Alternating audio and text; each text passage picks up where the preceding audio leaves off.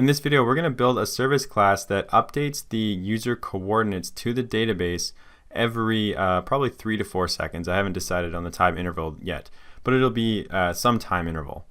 When building a service class, there's one major thing you need to watch out for. There's differences from API level 25 and below and API level 26 and above. So we'll talk a little bit more about that. So services for API 25 and below. This is the old way that services used to run. Basically, a service will not terminate until the application is closed. This is its default behavior. So we start the service, and the service is going to run until the application actually closes. I can move it to the background, and the service is still going to run.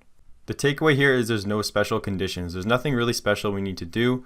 We just start the service, and it will continue to run until the application is closed. But since API level 26, there's been some changes.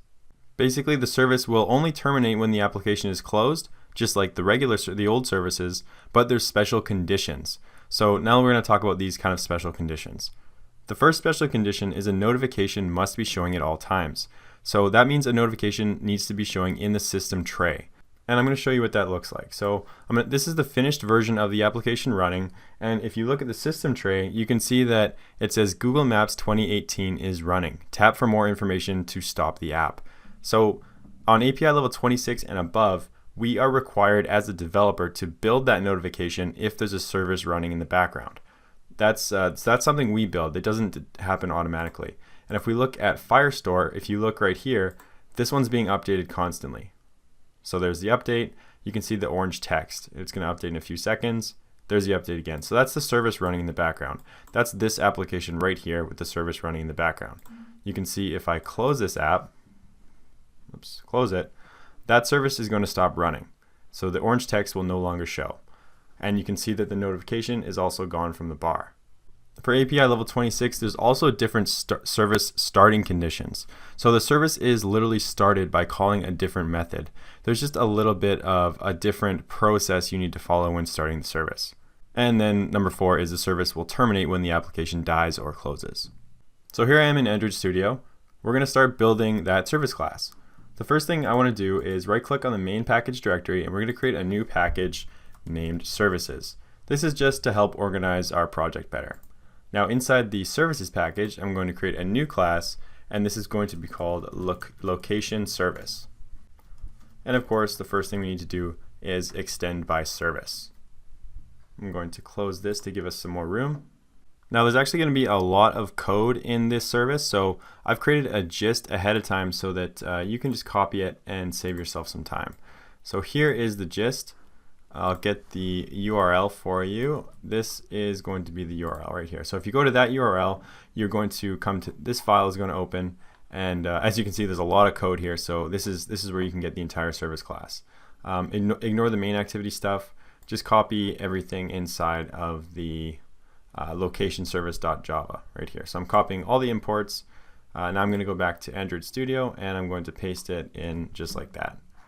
So there we go. You're going to have to they're going to have to change the package because that's from the test version. So delete all the red from the imports, and now I'm just going to click here and import everything for this project, any of the imports we need to make. There we go. So this is our service class. Before we walk through it, you can see that it's giving me a warning here. It's telling me that the service was not registered in the manifest. So I'm going to click here, click on the light bulb, and go add service to manifest. Now the service has been added to the manifest. So if you go down here, you can see that there is the service. But that's not all we want to do in the manifest. We actually need to change this. So I'm just going to close the service tag like that. And inside here, I want to add a different attribute called stop with task and set that to true. What that's going to do is force the service to close or stop whenever the application is closed. So that's just to kind of make sure that the service actually doesn't continue running in the background even if the application is closed. So make sure to set that Boolean attribute right there. So we're done in the manifest. Now let's take a look at the service. So starting from the top, we have our fused location provider client. That's what's going to be responsible for retrieving the location. Just like we did in MainActivity, we use the fused location provider client to retrieve the last known location of the device. Since the service needs to be able to retrieve the location, we're also going to be using the fused location client in this class. The update interval is the time that, so the amount of time that's going to pass before an update is made. The fastest interval is the fastest allowed update time. On bind, it's a required method for the class, but we're not doing anything with it. We're just returning null there, so don't worry about that. Now we're going to come down into OnCreate. The first thing we do in OnCreate is get our fused location provider client, so instantiate our fused location provider client. This is done exactly the same way as we did in MainActivity. This if statement is actually for starting a service for API level 26 and above. So you can see an if statement here, checking the API level and checking to see if it's above 26. So if you remember from the short PowerPoint that I made before we took a look at the code here, we need to watch out for API level 26 and above because there's different criteria. And I showed you that notification and it shows up in the system tray. So here's me building the notification. If you don't do this, then the service will not work properly on API level 26 and above. That's why you need to do it like this. You must have a notification, and then to start the service, you must call start foreground, pass the service ID, pass the ID of the notification, and then pass the notification. For API level 25 and below, you don't need to do this. That's why there's this if statement here. Also, the way that the service is started in the class. So we're going to start this service in MainActivity, and it's going to be started a little different in API level 26 and above as compared to 25 and below. But don't worry about that right now. We're going to take a look at that later. Just know that this is for 26 and above. So now we're going to come down into the onStart command. This is what's called when the service actually starts. So you can see that I'm calling the getLocation method in here, which is down here. We're going to walk through that method in a second, but that's the method that's actually responsible for retrieving the location of the user and then later saving that location in the database, but we're going to come to that in a second. So let's talk about what it's returning here. It's returning this constant named start not sticky. The other option, there's a few other options here. One of them is start sticky. So yeah, you can see if I just type start, you can see a bunch of the other options. There's start sticky, start not sticky, a bunch of other options here. So start not sticky is the one that we're going to be using. Start not sticky is used for services that should only remain running while processing any commands sent to them. So while something is happening, it's going to continue running. So in other words, while this getLocation method is running, it's going to continue running, which is fine for us because in getLocation, we have a task that's going to continuously run. But now we're going to take a look at that. So taking a look at this, the first thing, how we're going to actually do this is we're going to create something called a location request. We didn't do this in MainActivity when we originally retrieved the location because a location request is used for constantly retrieving the location at an interval. So you can see the next kind of parameters I'm returning here are set priority. So there's a number of different priorities. You can do balanced power accuracy, no power, low power, and high power. I'm using high power for the highest precision. You can set the interval, so that's the update interval, how often you want to retrieve that location, and then also the fastest interval. So these are the constants that I defined above. You have 4 seconds and 2 seconds. So that's kind of the setup for the location request. Now this is just a check to make sure that the user has the required permissions, access find location. If they don't, then we want to stop the service and return. But carrying on, if they do have permissions, then we want to call the request location updates method on the fused location client and pass our location request high accuracy, which is this object up here. And then we want to pass a callback. So the callback is what's going to be called every 4 seconds when that location request is actually returned. So that's what's running inside here. So first of all, we get the location. So location result, get last known location. And then if the location is not null, then we can go about our process of setting the user client, getting our geopoint, getting the user location object, and then saving that location into the database. So this is the same process that we followed in MainActivity. If you go to MainActivity and we scroll down right here. So in the get last known location method, we have the fused location provider client, but instead we're calling the get last known location, which is just a single request, and then we're going through that process of saving the user location. Whereas with the request location updates method, this is a recurring request being made every certain interval, the interval that you define. So this is going to continue working every 4 seconds forever until the application closes. It's just going to continue updating their location. And then of course you call myLooper to repeat forever until the thread is destroyed. So yeah, now the last thing we need to look at is save user location. This is going to be very similar to what we did in MainActivity. So there should be pretty much no surprises here. We just have our document reference. We're referencing the user locations collection. The key is of course the user ID, and then we're setting that user location object, adding an onComplete listener, printing a log just to show that we actually inserted it, and yeah, that's it. So also I just want to note that the way I'm stopping this service if the user logs out is right here. So because if a user logs out, basically what happens is the Firebase auth instance is no longer authenticated, which means that this will return null. If I was to go on the application and I was just to go back, go back again and click sign out right there, if the service was still running while I did that, what would happen was this would throw a null pointer. The null pointer would get caught down here, and then the service would stop using this stop self method right here. So yeah, that's it. That's the service class. The last thing we need to do is actually start the service. So we're going to do that in MainActivity, because MainActivity is the first activity that comes into view when the application, or sorry, when a user is actually authenticated. And once again, I will refer to the gist that I pointed to you earlier.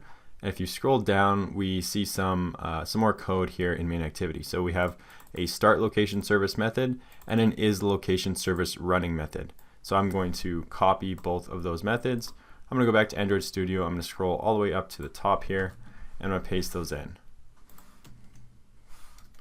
Whoops. So make sure to get all the imports you need here. So start location service. First of all, it checks to see if the location service is running using this method right here.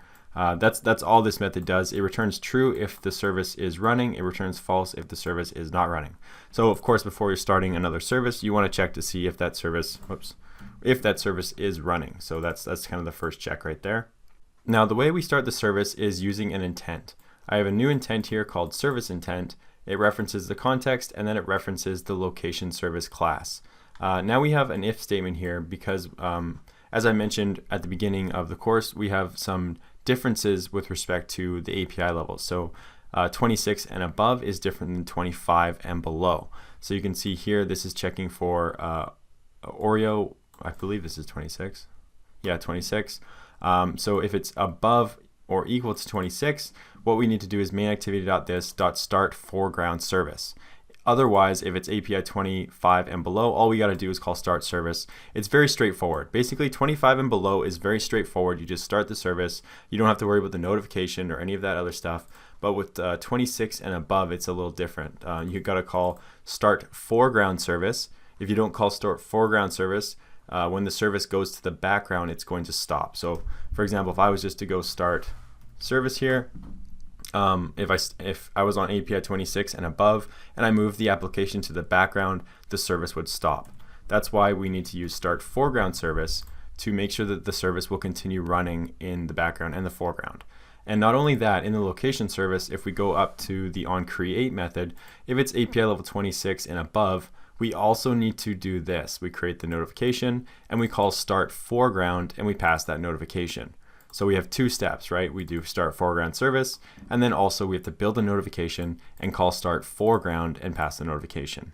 So just so you know the differences, the reason we're doing that is because if you don't and you're on API level 26 and above and the application goes to the background, the service will stop, which is obviously not what we want. We want that service to continue updating the user's coordinates in the database, even if the application is in the background. The only way we want it to stop is if the application is closed. So the last step is, where do we call this method? Where do we actually start the service? So if you remember from earlier in the course, we have kind of three steps that occur when the user is first logged in. When they're first logged in, well, if I scroll down actually to the onResume method, I can show you. So first of all, they run check map services, which checks Google services and it checks to make sure that GPS is enabled. Then it will check to see if the user has accepted location permission. At that point, it will call the getUserDetails method. So let's take a look at getUserDetails. So getUserDetails will run get the user details, and then get last known location is kind of the last step. This is the last thing that's called. So it makes logical sense to start the service after getLastKnownLocation is called, because that means we've done everything. We have all the permissions, the location has been retrieved, we know everything is working in terms of GPS and all that kind of stuff. So that's kind of the perfect time to start the service. Alright, so we're ready to run it. I'm going to run it and we can see if those GPS coordinates are going to be updating constantly in the database. So I'm going to get Firestore open here and get the application open. Okay, so the application is running, and so there we go. So you can see that orange right there. That means the service is running, and see there the GPS coordinates are being updated in the background. So now I'm going to move the application to the background, and notice the service continues running. So we're still getting those updates into the database. Now I'm going to run the application on a newer device. So that was a device running API level 23. Now I'm going to run it on one running 27. So we need to test those different conditions. Alright, so there we have the application running, and you can see there's two nodes being updated. There's the old one, there's the new one. So here's the new one right here. This is mitchtabian@live.com, and you can see it's being updated. So now what we're going to do is make sure that the notification and all that stuff. So you can see that the notification is right there. You can see it also in the system tray right there. But let's see what happens when I move the application to the background. And you can see we're still getting those updates. Yeah, there we go. So everything at this point is working as we expect.